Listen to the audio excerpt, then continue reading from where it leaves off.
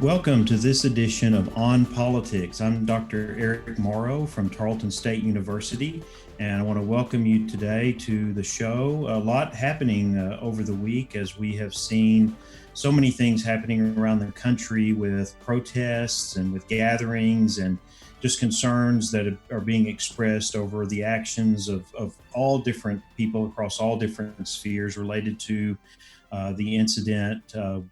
George Floyd, the one who was asphyxiated in Minneapolis, and then the repercussions and consequences of that in terms of people engaging with this issue.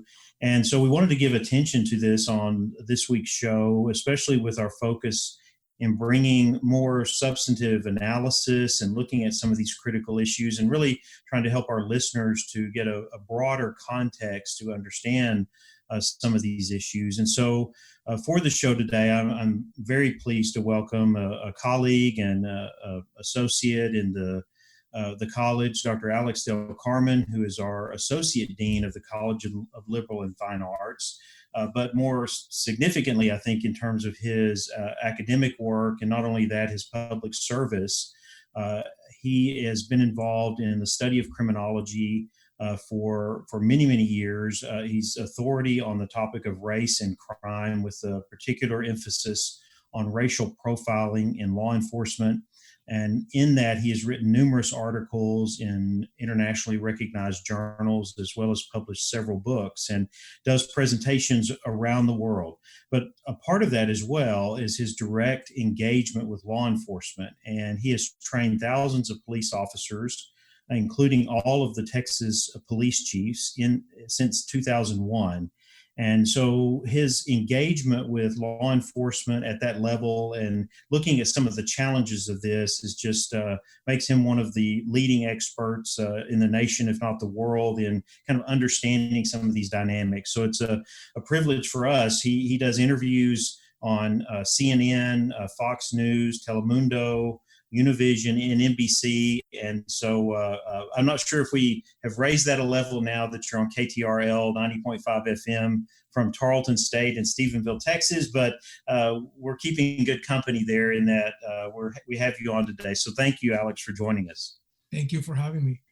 So really, for me, and we've discussed some of this leading up to the show and looking at all of these what's going on, the protests, the interactions with law enforcement, and we see so much attention is given to the violence, some of the protests that lead to really negative engagements with law enforcement or conflict, and of course we see a lot of these protests and things that are going on, and it seems like there's been some calming here in the last few days, but we see a lot of interaction here on multiple levels. And in terms of your experience in reflecting on this and seeing what's happening, I don't know how you can explain some of this. Is there an urban-rural aspect of it? Is it we have certain centers of population and maybe history of law enforcement that when these issues do come up, like we've seen in Ferguson, we've seen it in Baltimore, now we see it in Minneapolis, where it's just the conditions are there to for something like this to happen, and not just the actions of an individual. I mean, I know we see that and that's going to happen. It's the after effect. And so I didn't know, in your analysis and reflection on that, how do you look at the nation as a whole and kind of interpret or understand these kinds of things that flare up from time to time? Yeah, so that's a great question, right? So if you look at the population and the number of police officers and police agencies across the United States, the FBI estimates that there are 1 million police officers in the streets of the United States today. And according to the FBI, there are close to 30,000 police agencies across the U.S. Most of them are in very rural, distant communities, right? So even in the state of Texas, 80% of agencies are not, the Fort Worths or the Dallases of the state. And so by virtue of that, what you tend to see is that agencies such as, the size of Houston, Dallas, Fort Worth, they have so many police officers and so many interactions with the public on a given day that there is a greater likelihood, just by virtue of frequency, population density, and whatnot, that some of these incidents may actually emerge, right? So in this particular case, you have a case in Minneapolis, and you've got, thousands upon thousands of people, large communities where minorities reside, that are, many of them are poverty stricken. And so it's not surprising from a sort of sociological perspective that you would find that the eruption of anger, frustration, and to some degree violence that we have seen in the past week is taking place for the most part in these urban settings that are very diversified, that have greater concentrations of mass populations, and where there are thousands upon thousands of police officers. And so, folks that live in the rural areas of Texas and the rest of the United States are likely not going to see the sort of violence that we are seeing in cities like Boston, Miami, Chicago, LA, and Dallas.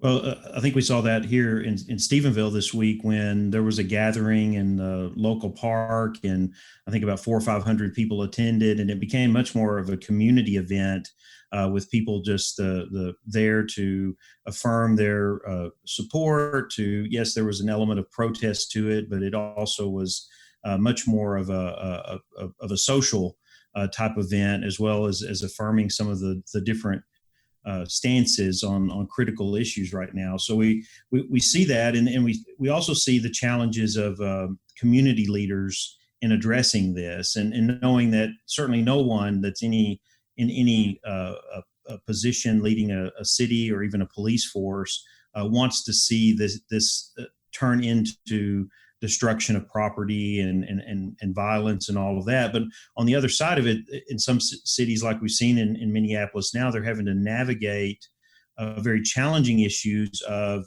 what's going on within the police force, as well as putting forth the service of public safety in the midst of all of this. And so you have people coming together. It's very confrontational in watching it in the streets, where you've got people who are supportive of law enforcement, but then you've got people who are not, because of the way that they're looking at this entire issue.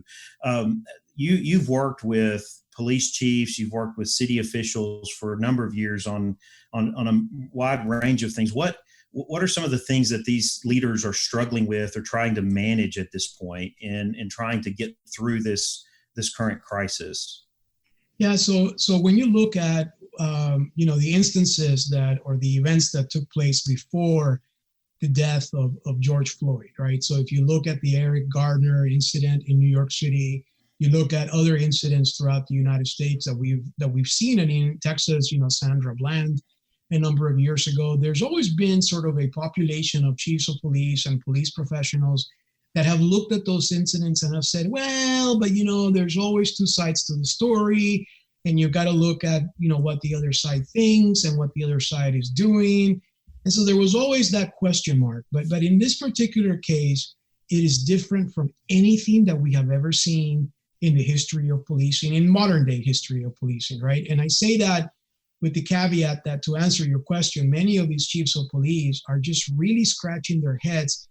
And as I wrote in my book, in fact, I actually called the publisher to ask them to send it back so that I could add about the George Floyd death, because I think it's such an important piece of history.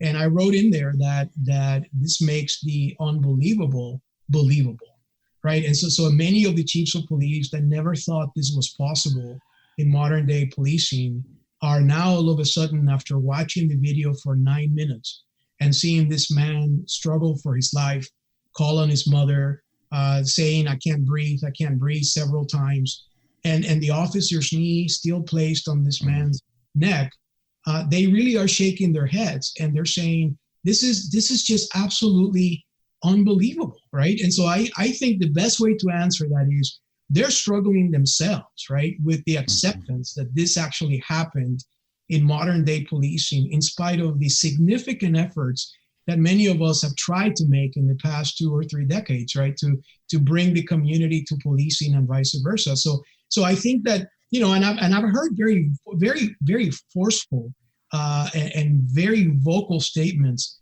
from chiefs. I mean, to the extent that my good friend Art Acevedo from the chief of police from Houston, who publicly said 3 days ago that he had asked the family to give him the honor, using his words, not mine, of providing a police escort in George Floyd's funeral next week in Houston.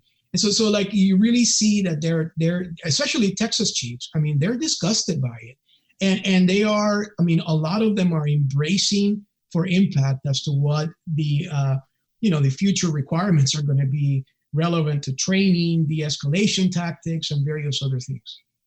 Is this in a way it's showing them something that's still out there, or it's kind of reared its ugly head in a different way or whatever? Or is this, I mean, I think the majority of people like to look upon our law enforcement and our police officers as public servants who have dedicated themselves to a vocation that is challenging far above many others, in that they're putting their lives on the line and at risk on a moment by moment basis in order to serve their communities, and so but this shows that there are that it's either certain people that are getting into law enforcement, or it's there are issues of training. I mean, where do you see this in those terms, so that in trying to help people kind of understand that, one, this is certainly not the norm. I mean, when you're talking about the number of law enforcement people across the country, but there is something happening here that goes back to the preparation of those who are preparing those to be those kinds of public servants. Yeah, that's exactly right. So I've always said, and I've trained, Eric, police officers for 22 years now. And if you go back and you ask the state, as I did recently, for the number, I've trained, I think, something close to 15,000 police officers and every chief of police, like you said. So I can tell you, I've seen the good, the bad, and the ugly. And I often say to people, 99.9% of police officers are decent, honest, hardworking people that get up every morning to sacrifice a lot of themselves and sometimes their own life in order to protect others. I mean, I've lost 2 police officers in the line of duty that have been former students of mine. And it's a very difficult thing. If you've never lost a friend or a colleague in law enforcement, it's very, very hard. There's not a day that passes that I don't say a prayer for them and for those that are alive, protecting our lives. But unfortunately, I think in the past 20 years or so, we have been slowly relaxing many of those entry requirements that we had in place, right? And so now, for instance, especially after the Ferguson incident, where many people just turned against police, social media did a great job of sort of, projecting that police officers were all racist and they were all evil people. And that had an effect, right, on the profession, in the sense that now there are less applicants. I mean, we saw that in our students that, came to the university that were seeking a law enforcement career. Many of them said, you know what, I'm going to go join the feds instead of joining local law enforcement because I don't want to be faced with those realities. And so I think law enforcement, in an effort to counter that and really panicking about seeing all these baby boomers retiring and many folks that have given 30 years to law enforcement retire, they basically started relaxing those standards. And I always say, look, at the end of the day, I've taught at police academies. I taught at the Arlington Police Academy for many years. I led the reform in New Orleans and the police academy there. And I can tell you, police academies, they only teach you so much. But if you bring somebody that has a heart that is not in the right place, and someone that has biases that are not correctable, you're going to have those issues pop up. And sadly, that's what happened in this case. So I always say that anytime you see an incident like the one we saw last week in Minneapolis, it is really the culprit behind this is that this person should have never been a police officer in the first place. You've worked with city leaders. You've worked with state and federal officials as well. You've also been involved in, especially not just as a scholar, but engaged with reform efforts and looking at how police departments engage with these kinds of issues. How does that process work? I think a lot of our listeners may not be familiar with both the efforts that happen on the local and the federal level to look at what kind of structural or institutional or oversight changes need to happen. And I know some of it, like you said, it goes back to the selection of people, it goes back to the training, but also we've seen, like in Ferguson, where the federal government steps in to address some of the local issues that oversight is kind of critical in trying to hit the reset button and move forward. Explain kind of how that process works and what might happen, say in Minneapolis, or has happened in other cities where there's the need for outside authority to come in and say, okay, we've got to address some critical issues. Yeah. So this dates back to President Clinton.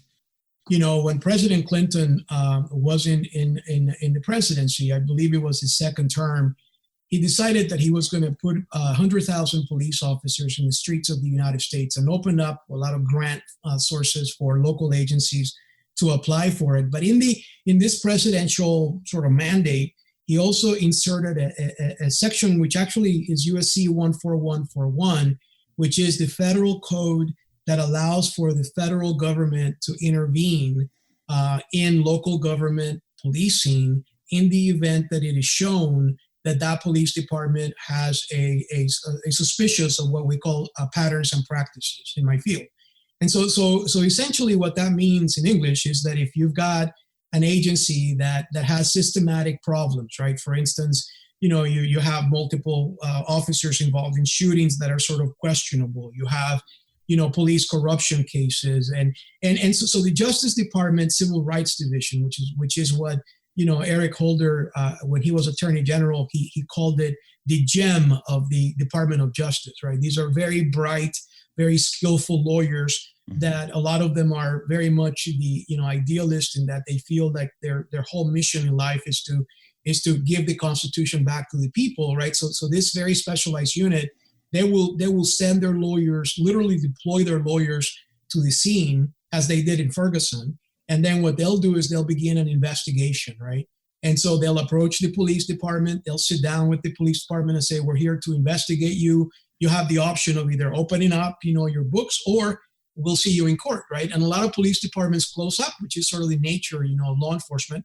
And then what the Justice Department will do is they'll start digging. They'll do you can find, by the way, your listeners can actually go to the United States Department of Justice website, usdoj.gov.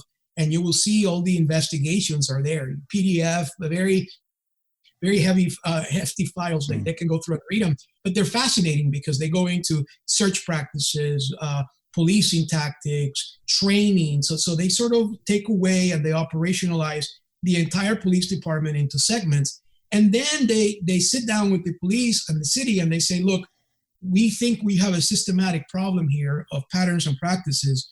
You have the choice of either settling this with us or we'll see you in court. And then if the agency says, you know what, I'll see you in court, and by the way, Ferguson did that initially, then they go to court, right? So good luck going against the Department of Justice Civil Rights Division, in federal court. And so they do that initially, and sometimes in the steps of the courtroom, they'll quote unquote settle. And what that means is that the city will not give any kind of, large volume of money or any money at all to the government. That's not what the government is seeking, right? What the government seeks is police reform. And so what will happen at that point is they'll enter into an agreement. Typically, the agreement addresses every point of the investigation, and then it will be given to a federal judge. And that federal judge will decide which team or which individuals are going to serve on behalf of the federal judge as the eyes and ears in establishing police reform. And so by the way, I've served in that role, in the city of New Orleans. I was chosen to be one of the 7 members of the team. And it's kind of an interesting thing for an academic, right? Because you show up, from the academic world where, you're just one of many. And then they give you a badge, they give you an ID. The judge gave us her cell number. And they basically, you would walk in a place and immediately upon showing up, everyone was kind of tense because you work directly for the judge. You're pretty much deputized to be the eyes and ears of the federal court. And so one of the things that the judge said was, if anything happens to any of these individuals, it's almost as if you were going up against a federal agent, anywhere else. So we have federal jurisdiction.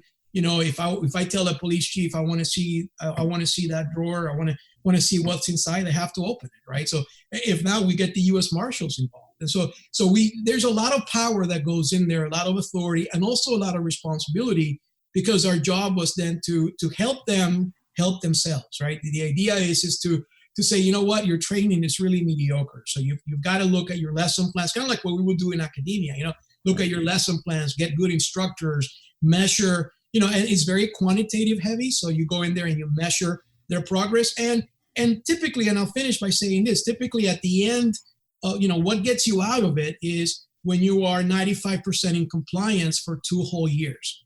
And so like, for instance, just to give you an idea, in Seattle, just about 5 weeks ago, they're finally getting out of their consent decree, which has lasted years. And so the judge over there finally was given the okay by the Justice Department, by the federal monitors, and the city, of course, agreed that they have achieved over 95% compliance. Very good. Well, it's an interesting process, and it's I've through the work that you've done and the conferences that you've held, I've learned even more about this in terms of the impact on policies at the local level in terms of policing. I think a question here is, this happened, as you said, during the Clinton administration, or started in that direction. Do we see anything, and has there any? We have Baltimore, Ferguson, you mentioned New York as well. We've seen these kinds of incidents coming out of this. Do you see anything at the national, at the federal level, in terms of policy direction in the current process and the way it works, or how does situations when they come up like this kind of impact that going forward? Yeah, so obviously the Justice Department in the Civil Rights Division is made up of career lawyers that are not political, right? These are people that work full time, for 20, 30 years, and then they retire. But there's a political component to it, which is the Attorney General, obviously, of the United States, is chosen by the president and whatnot. What we saw in the last consent decree under the previous President Obama took place in Baltimore, right? But it was interesting because it actually, they came into the consent decree right at the time that President Trump assumed office. But President Trump has been very vocal about the fact that he's not a supporter of these consent decrees. And when Sessions was the Attorney General, the same day that he left office, that he was fired by the president, he left a very scathing memo that essentially says these consent decrees don't work. I don't like him and all that. It's just a memo, but it does have some political significance. So what happened in Illinois is kind of interesting, because the Chicago Police Department was about to go into a consent decree, but the Justice Department, listen carefully here, the Justice Department opposed it, right? So it's like the first time in recent history that the DOJ said, no, we don't think you should enter into it. But who actually sued the Chicago Police Department was the Attorney General from the state of Illinois.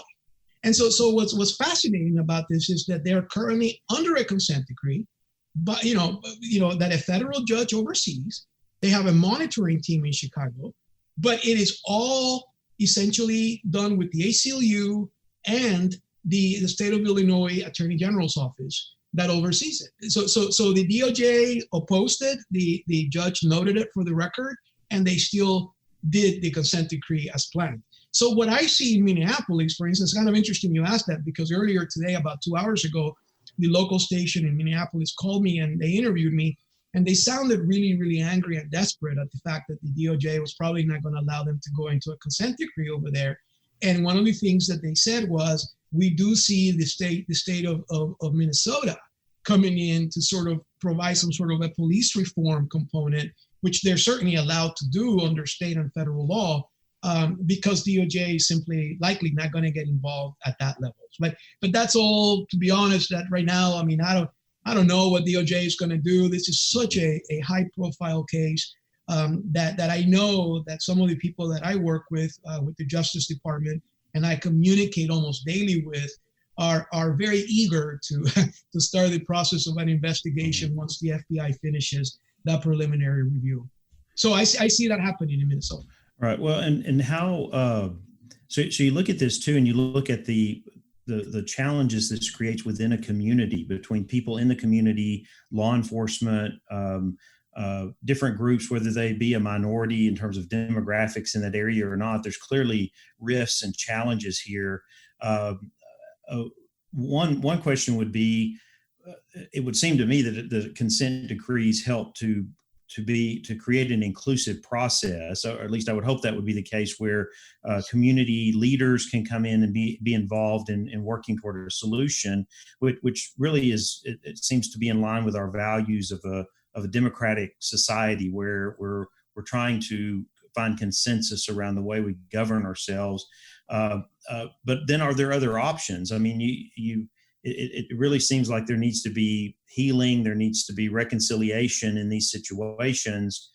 What else would be an option in doing that, in terms of police reform or addressing the issues that lead to an incident like this? Whether widespread reform is needed, or if it's just some institutional adjustments, or what it may be. I mean, most average person on the street doesn't understand the complexity of administrating law enforcement, of policing. It's so complex. It's so regulated. It's so much dependent on training and recording and just being able to affirm the critical role that law enforcement has. So I'm kind of wondering that, because if the DOJ kind of backs away from that, or states lead that, and maybe that's caught in that mix of this should be a responsibility more of the states than the federal government. I don't know, but it just seems like that this is very critical in trying to find a way forward that brings a community back together to deal with issues that can be very, very divisive.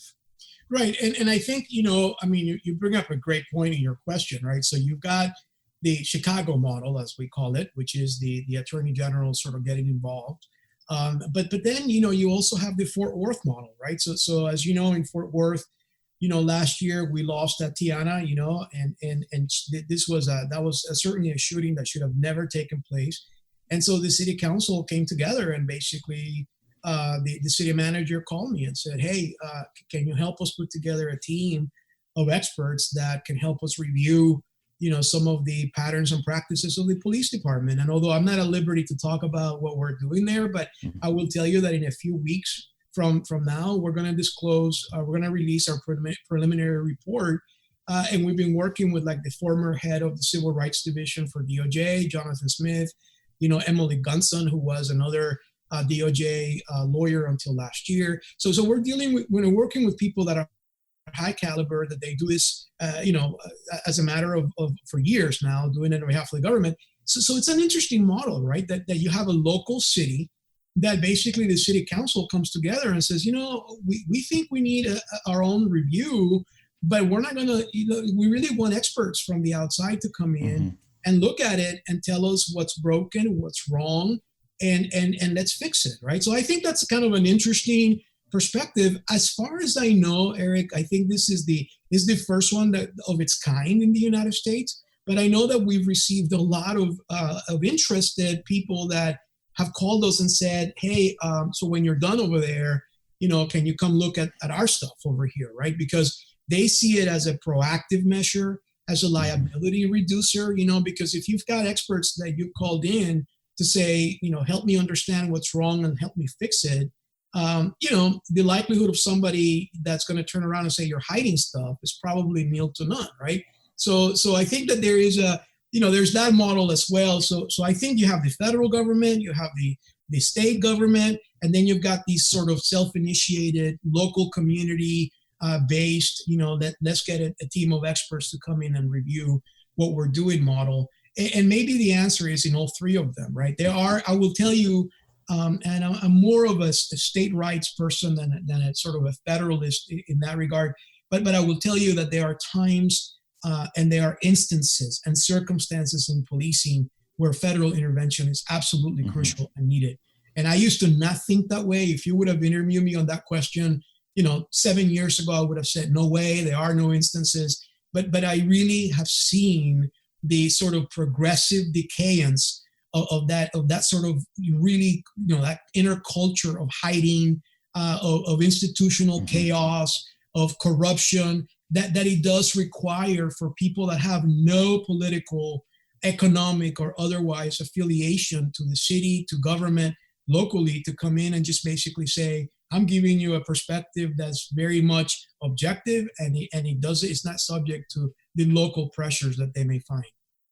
Well, I think that's probably where the scholarship on this comes in and helps as well, because you look at other policy areas where some of the intervention at the federal level over time has been because of the lack of transparency and the inability of state and local governments to conform or follow the basic norms of law that are in the Constitution. We've had constitutional amendments that have addressed this. We've had have thousands of court cases. I mean, it's just so we are in an era where you see sometimes more latitude there in trying to find the solution. And when you have a model like what you're saying with Fort Worth, where you get outside expertise, and this would be, I guess, a question too that in your experience, but just seeing and training police officers, police chiefs, but seeing the level of professionalism, the level of skill and ability in terms of leadership. And I think that's a very positive message to people in our communities that this is characteristic of much of law enforcement today, and is even probably moving in a direction where that level is going to be higher in the future. Absolutely. About maybe 14 years ago, I had the opportunity, which I will never forget, of meeting Dr. Herman Goldstein, who was the academic that brought the concept of community policing, to the world. But he's the guy that coined the phrase, right? And he was very old at the time that I met him. He has passed since, but he and I met, and we had a great conversation in Arlington, where the local chief brought him to give a talk. And so I had a chance to have breakfast with him. And he said to me, Alex, he says, in the next 20, 30 years, there's going to be a need for more academics and more academic types in policing than anyone recognizes. Because the need to understand data, the need to understand, the patterns of policing, it's crucial. And that's where I found my passion. And I've never shared this with you before.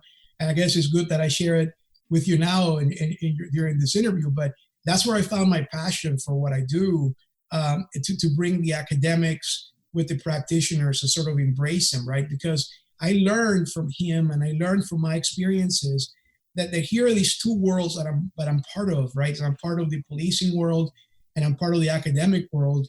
And if we just kind of let our egos down and sort of talk to each other instead of at each other, we would really find that there are a lot of things that we can do together. Like I was telling my doctoral class this past Saturday, because as you can imagine, this touches the hearts of many of our students, because many of them are practitioners. And so it was sort of like I had this whole lecture prepared, and then and this happened. And so it kind of, all right, let's talk about the elephant in the room, and let's talk about what we need to talk about. And many of them were just very upset, and they had very sort of, interesting perspectives that they share with the class.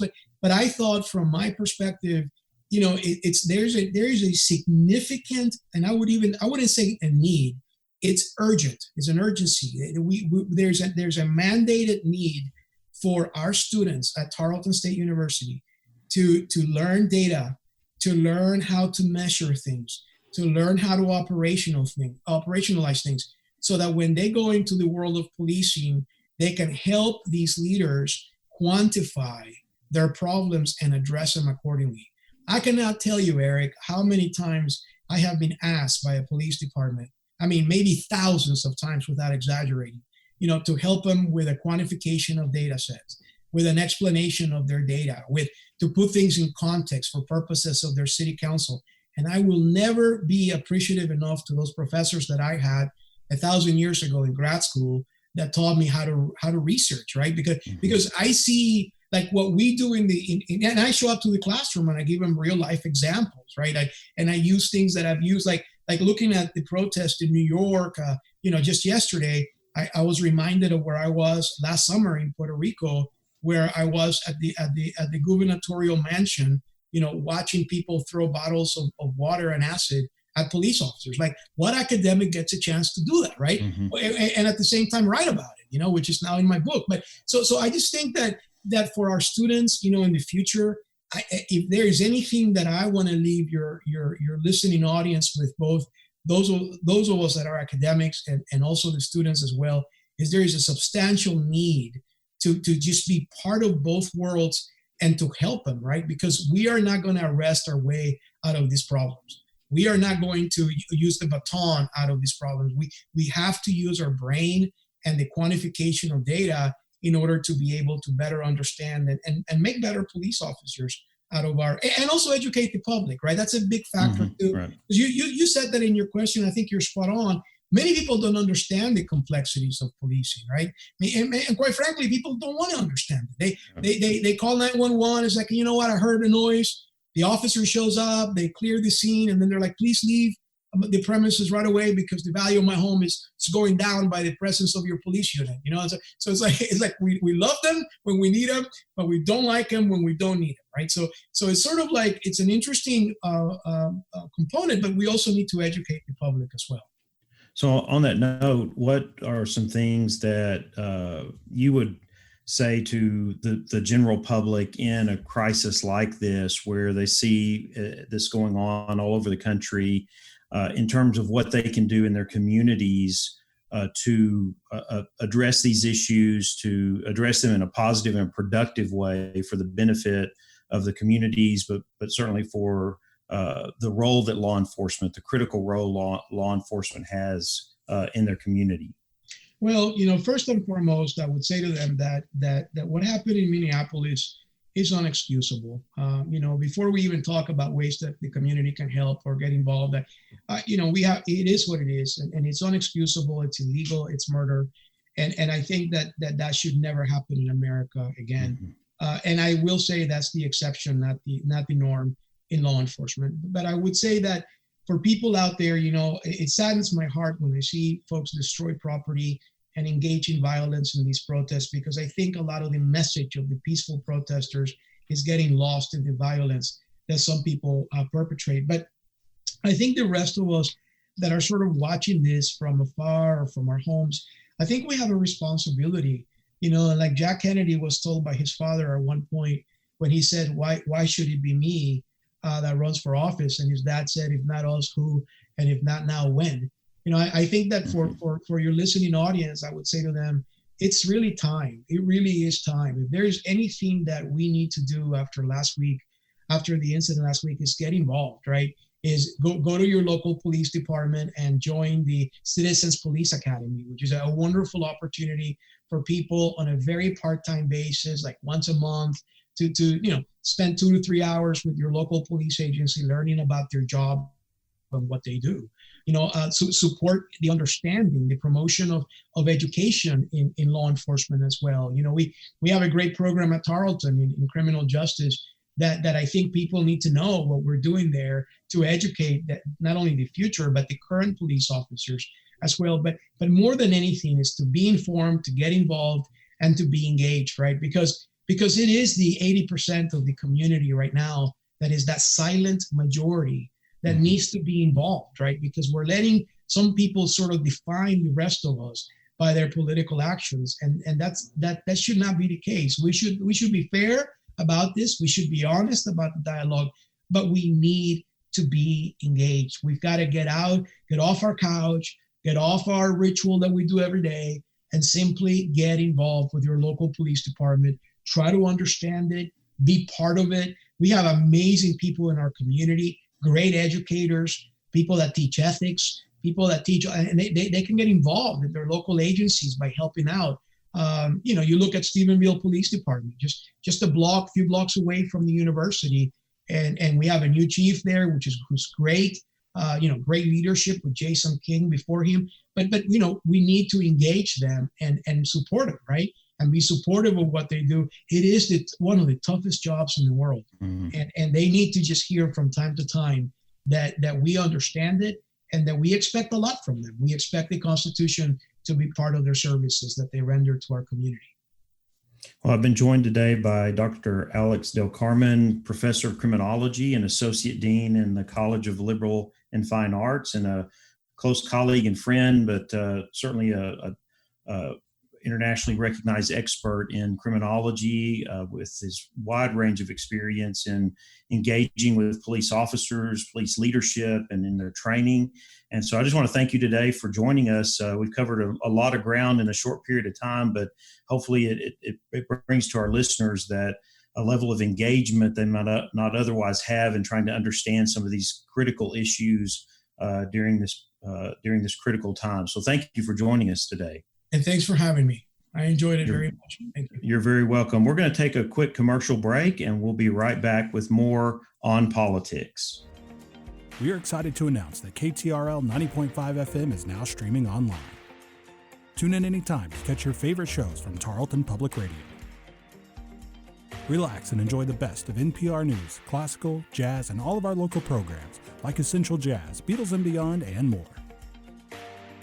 To listen to your KTRL favorites, visit tarletonradio.com or click Listen Live at ktrl.fm.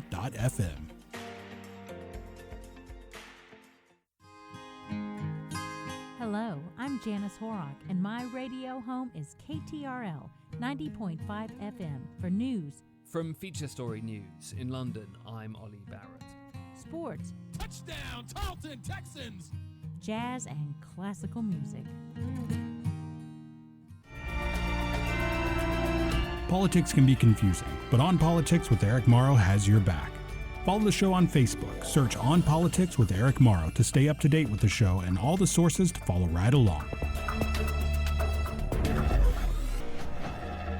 Welcome back to On Politics. I'm Dr. Eric Morrow, and we want to thank you for joining us today, especially for that very extensive and in-depth interview with Dr. Del Carmen, especially in looking at the protest and all of the related issues connected to law enforcement and some of the challenges that we've seen over this past week.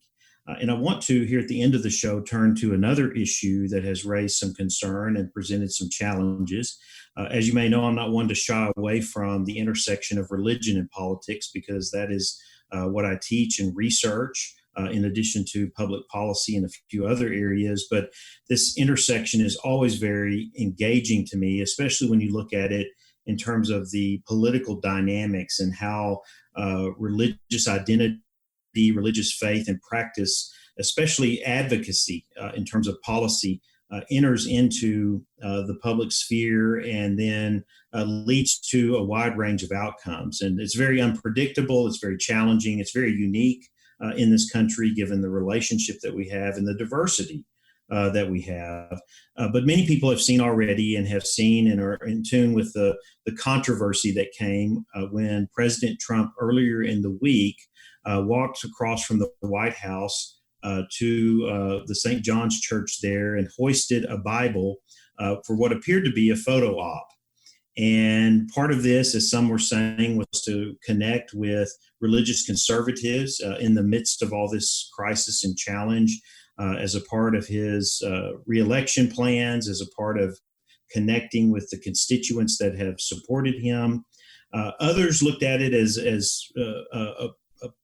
in a positive way of saying, well, here in the midst of a crisis, the president is trying to affirm some of the principles that should be guiding us in that.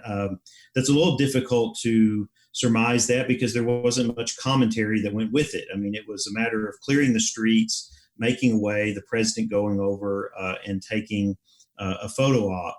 And then others have been very, very negative about it. In fact, it did have an impact on a number of national religious leaders who were supposed to meet with President Trump this week. And because of that and the issues it raised among religious groups, that meeting was canceled. And so it was really a kind of a sign here of a tension between religious leaders and what happened with President Trump doing what he did, the photo op with the Bible. Now, I'm not here today, and I don't have enough time really to dig into this in terms of the facets of it, say from religious communities and perspectives of religious leaders. Really, I looked at this, and one of the things that's always very challenging at the intersection of religion and politics is how religion is used by politicians. And if you know on this show, I'm very adamant and very consistent in not necessarily judging those actions one way or another, but looking to understand them. Why do politicians, why do political leaders engage, and how do they engage with religion, whatever it may be, the way in which you engage with specific religions or religious symbols, and what is the purpose behind that? What is the motivation behind that? And I think this is a prime situation here to look at this in terms of what are the political motivations. It's very clear, and we can go back and look at this in terms of President Trump himself, and he's not someone that has practiced religion extensively. It's been very clear that his really knowledge of the Bible or of religious faith in general is limited. And so one of the challenges here is what is his motivation in doing this? What does it mean in terms of a statement to people of faith or religious communities? Or what does this mean in terms of a political opportunity, using the moment in order to make connections with constituents?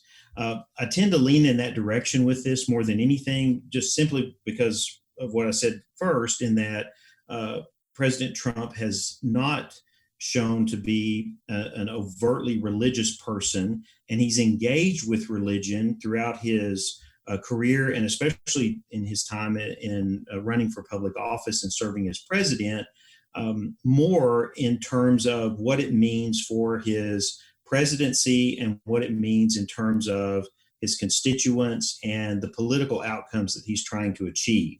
I go back to the national prayer breakfasts. If you go back and you look these up online, these are breakfasts that bring religious leaders across the nation together to talk about critical issues. It's focused on prayer and the importance of that, not only in terms of religious faith, but in terms of what religious faith and religious identity brings to addressing these very challenging issues in our country and our society. And the role the president has had in those prayer breakfasts has been very focused on him as a person, very focused on his political goals, his policy agenda, and often delivered in a way that doesn't really necessarily connect with the prevailing ideals and values of religious communities. So if you look at that in terms of an analyst, not weighing, where's truth, where's right and wrong in this, the connections have been very, very challenging. And so what we see with this photo op and with him, what he did this week, is something very similar. In one way, he's seeing it as an opportunity to support people with strong religious identity, to connect on that level and in that way, not with a direct application of what, say, religious faith or identity would say about what crisis we're having right now. And this is where he received a lot of criticism for this. This is where religious leaders came out and said, well, there's no substance here. How is this dealing with issues of racism, of racial injustice, of police brutality, of these challenges within communities that continue to have these very significant issues that are rooted in racism and other elements that need to be addressed directly. And so this is where some of that criticism came out, is that, okay, where is the leadership or the direction here? And I think this is one of the things that continues to plague the president and will leading up to the election. And it's not just in this area, it's in the midst of this crisis, but really when you move it into this intersection of religion and politics, it can become even more divisive. And it'll be interesting to see what the ongoing perspective is of those among very strong religious communities. I mean, early polls that have come out in the last few days show that he has been losing ground among religious conservatives, among evangelicals. It's certainly not at a level that would say, well, they're not going to vote for him in November, but it is enough to say, okay, well, you add this up with all the other groups that are either motivated to vote more numbers, more people voting in certain groups, or the constituents that he had at the beginning of his presidency that helped him to elect. It could have a difference. But what the challenge is here, and this is where, if we're looking at this from the political dynamics, it's for his political strategist. And so this was being viewed as an opportunity to reconnect, and try to strengthen that connection with his religious base. But they really missed the mark with it, because for one thing, I should say, there wasn't that substance there. It was just what it was. It was a photo op. There was no engagement at a depth that said, okay, let's look at the elements, the values, the ideals of religious faith and identity, and how those speak to these current and critical issues. That's where the part that's missing that really needs to be there. I mean, and this is, again, something I've gone back to throughout all of his presidency, is that you surround yourself with people, because you're not an expert on most issues, but you surround yourself with people who can communicate, who understand the depth of these issues, and who really work in terms of your messaging so that it connects, not just in a symbolic act of doing something, but it has a substantive purpose and focus there that helps provide leadership when it's needed. And I think this was one of those opportunities. It could have been the same photo op, but it could have been the president delivering a very strong message, and instead the optics of it got in the way. The optics of evacuating priests from the church, of pushing out all the protesters forcefully in order for the president to do this. All of those things overshadowed any attempt at gain through this. And so the critical thing, I think, going forward, and we'll come back to this on some other issues in future episodes, is where is the strategy in this? Where is the political strategy to use this to its full effect, to connect with people when they are looking for leadership? So I want to thank you for joining us for the show today, right here on 90.5 KTRL FM. We are streaming online for the show each week at tarletonradio.com. We are also available on SoundCloud after the show to listen or download where you get your podcast. And I encourage you to join us each week here at 12 noon on Sundays for more on politics.